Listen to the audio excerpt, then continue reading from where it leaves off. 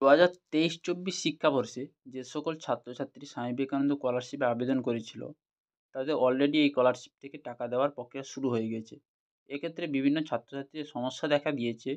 এই স্কলারশিপের টাকা রিলিজ করে দেওয়ার পরেও বিভিন্ন ছাত্রছাত্রীদের ব্যাংক ট্রান্সফার ফেলের মেসেজ আসছে। অর্থাৎ বিকাশ ভবনের তরফ থেকে টাকা রিলিজ করে দেওয়ার পরেও ছাত্রছাত্রীদের অ্যাকাউন্টে টাকা এসে পৌঁছায়নি। আজকের এই ভিডিওর মাধ্যমে আমি আলোচনা করব, কী কারণের জন্য স্কলারশিপের টাকা ট্রানজ্যাকশন ফেলড হয় এবং কীভাবে স্কলারশিপের টাকা রিফান্ড পাবে। এছাড়াও কী কী কারণে এই সমস্যাটি হচ্ছে, কীভাবে টাকা রিফান্ড পাবে, বিকাশ ভবন থেকে কী কী বলা হচ্ছে, আজকের এই ভিডিওর মাধ্যমে সব কিছু তোমাদের সঙ্গে শেয়ার করব। তাই ভিডিওটি শেষ পর্যন্ত দেখতে থাকো। ভিডিওটি অবশ্যই তোমাদের হেল্পফুল লাগবে, স্কিপ না করে। এবার বলে দেই কী কী কারণে এই সমস্যাটি হচ্ছে। বিকাশ ভবন থেকে টাকা রিলিজ হওয়ার পরেও ট্রানজ্যাকশন ফেল্ডের সমস্যা যে হয় বেশিরভাগ কলেজ পড়ুয়াদের সাথে। এছাড়া স্কুল পড়ুয়াদের সাথেও এই সমস্যাটি দেখা যায়।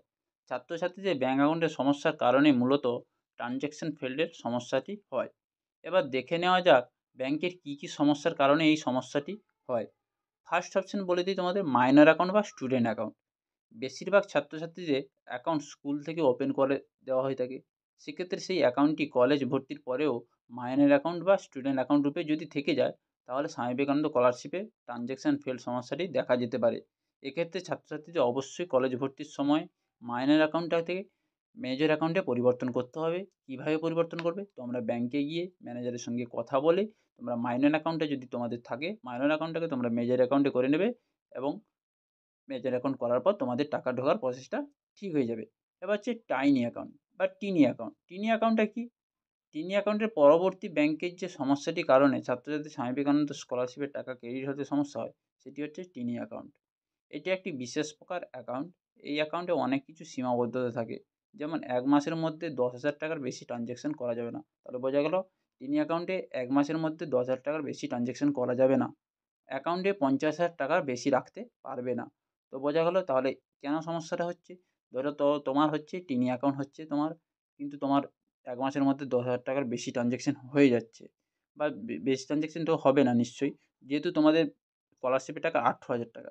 যদি ১ মাসের মধ্যে তোমার ১০,০০০ টাকা হয়ে গেছে, যদি ১৮,০০০ টাকা সেই মাসে যদি স্কলারশিপ তোমার বিকাশ বন্ধু যদি তোমার অ্যাকাউন্টে পাঠায়, তাহলে তোমার অ্যাকাউন্টে টাকাটি ঢুকবে না টিনি অ্যাকাউন্ট থাকলে, বা অ্যাকাউন্টে ৫০,০০০ টাকা বেশি রাখতে পারবে না। তোমার অ্যাকাউন্টে ধরো ৫০,০০০ আছে, কিন্তু ১৮,০০০ যদি ঢোকে, কিন্তু ঢুকবে না তো তোমার। কারণ তোমার অ্যাকাউন্টে টিনি অ্যাকাউন্ট, তাই ৫০,০০০ টাকার বেশি রাখতে পারবে না। তাহলে বোঝা গেল জিনিসটা কি? এছাড়াও আরেকটা অপশান আছে। এছাড়াও অ্যাকাউন্ট বন্ধ হয়ে গেলে এবং আবেদন সময় ভুল করে অন্য ব্যাংক অ্যাকাউন্ট নাম্বার দিয়ে থাকলে বা অন্য কারোর ব্যাংক অ্যাকাউন্ট নাম্বার দিয়ে আবেদন করলে স্বামী বিবেকানন্দ স্কলারশিপের টাকা ক্রেডিট হতে সমস্যা হতে পারে। তো বোঝা গেল এই ৩ টি ব্যাপার। ফার্স্ট হচ্ছে তোমাদের মাইনর অ্যাকাউন্ট থাকলে মেজর করো, আর টিনি অ্যাকাউন্ট থেকে ওটা টিনি অ্যাকাউন্ট তো হবে না তোমাদের। টিনি অ্যাকাউন্টটা তোমাদেরকে বন্ধ করতে হবে। ক্লোজ করে নতুন অ্যাকাউন্ট খুলে বিকাশ ভবনের কাছে মেল করতে হবে। বোঝা গেল? আর ৩ নম্বর অ্যাকাউন্ট হচ্ছে যারা নিজেদের অ্যাকাউন্ট না দিয়ে অন্য কারোর অ্যাকাউন্ট নাম্বার দিয়েছো, তাহলে সেখানেও সমস্যা হতে পারে টাকা ক্রেডিট হতে। এবার হচ্ছে কীভাবে টাকা রিফান্ড পাবে? রিফান্ড পাবার হচ্ছে যে সকল ছাত্রছাত্রী স্বামী বিবেকানন্দ স্কলারশিপে টাকা পেমেন্টের সমস্যা হয়েছে, তারা কীভাবে তাদের টাকা ফেরত পাবে, অর্থাৎ টাকা রিফান্ড পাওয়ার জন্য কী কী পদক্ষেপ নিতে হবে, এই নিয়ে স্বামী বিবেকানন্দ স্কলারশিপের পোর্টালে একটি নোটিশ দেওয়া হয়েছে। সেই নোটিশটি কী দেওয়া হয়েছে, বিকাশ ভবন থেকে কী বলা হচ্ছে জেনে নাও।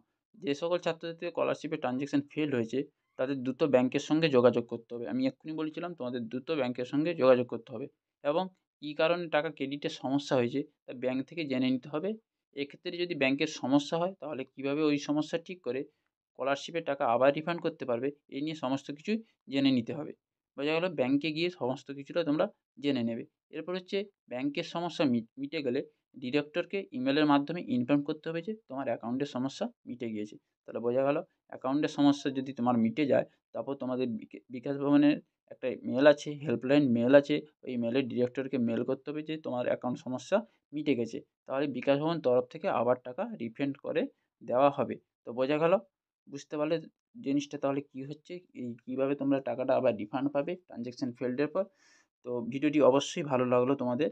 অবশ্যই ভালো লাগলে অবশ্যই চ্যানেলটিকে লাইক করবে, কমেন্ট করবে, শেয়ার করবে এবং চ্যানেল নতুন হতে হলে চ্যানেলটিকে সাবস্ক্রাইব করে রাখবে। এরকম নিত্য নতুন বিএড সংক্রান্ত, বিভিন্ন এডুকেশন সংক্রান্ত, স্কলারশিপ সংক্রান্ত ভিডিও পেতে আমাদের চ্যানেলের সঙ্গে জুড়ে থাকবে এবং পাশে থাকা বেল আইকনটি বাজিয়ে রাখবে, যাতে সবার আগে ভিডিওগুলো তোমরা পেতে থাকো। তো পরের ভিডিওতে দেখা হচ্ছে।